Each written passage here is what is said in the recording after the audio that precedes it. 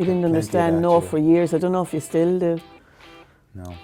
You liked getting your own way, I have to say. Maybe you're no different to that, but you were pretty persistent. When you wanted something, you'd stay at it and at it and at it and at it. I know, yeah. Got me onto the Dublin team eventually, didn't it? When I wasn't good enough to get onto it. Had to work hard for it. Oh, well, that's no harm, so isn't it? In all the years you grown up, you were pretty lively, to be honest with you, and it took a fair amount of keeping an eye on you more than anything else. It wasn't because but you didn't have much fear of anything. And I remember being on holidays one time, and we were visiting a castle, and your dad said to you, you know, Bernard, it was like a sheer wall, and your dad said, Bernard, you climb that. And I was a little bit further back, and when I turned the corner, you were about 12 foot in the air up a sheer wall of an old castle, and I absolutely nearly lost my reason.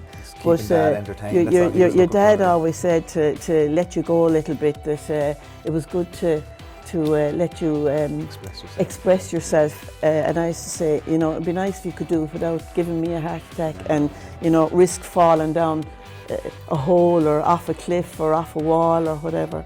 Grounding was the most thing that happened to you. Yeah, me and my mates used to we actually lived across from the green, so it was actually okay. So we used to play football all summer, and we'd all congregate outside my door because I wasn't allowed out of sight of my mother, and I had to go in and check in every half hour. So I had to go to the shops. So I'm back. I have to go in and check in, and it was just a normal thing. Berno had to go home and check in every half hour. Couldn't get away with any murder that year, anyway. No, you were too lively. You were too much of a roamer, really. You could find you anywhere, you know. Good old adventures. It's good old crack.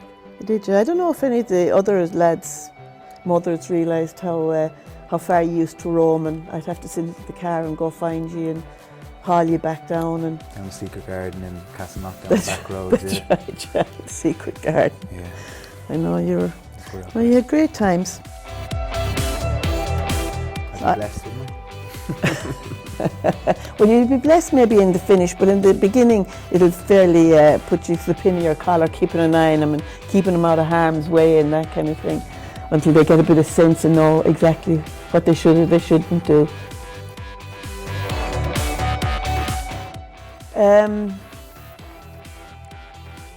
Well, he's not afraid to go for it, I would say that. I think any of the footballers, any of the lads, my own included, I think anyone that's willing to put themselves out there and put their neck on the line with the team and in front of, you know, family and friends, never mind 80,000 strangers, I think they have very little fear in them, really. And if they have a fear, they're able to overcome it. So I would see that it has helped him to put himself out there a bit.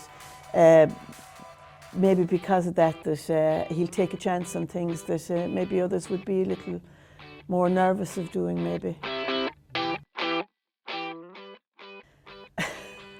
don't know, hard to say.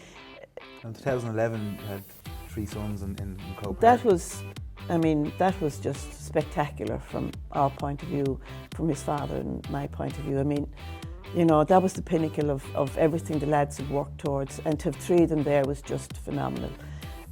And at the same time, you know, I suppose in some ways I don't give them as much praise as maybe they deserve in some ways, because, you know, I expect them to work towards their goals. They got a talent, and thank God they have used it. They've been given the opportunity to use it, which is even better. You know, I'd be very proud of certain things. I mean, when they get exams, pass their exams, and when they're doing the things they're supposed to do, the regular day-to-day stuff, where they're doing what they should do, where they're being good, where they're being responsible, where they're behaving themselves. You know, that to me is as important in the everyday stuff as it is the once-off things. You know, like, I mean, winning the 2011 was spectacular, yes, but the fact that the way they've behaved themselves and the way they you know, that they go to the hospitals, they go to the schools, they look after the kids, they do a lot of stuff in their private lives that other people don't know about, and that's the stuff I'd be proud of. You know, they do I'd ask them to do lots of things for me, you know, because of who they are, you know, that brings joy to other people, to other families and that. And that for me is where the big pleasure is.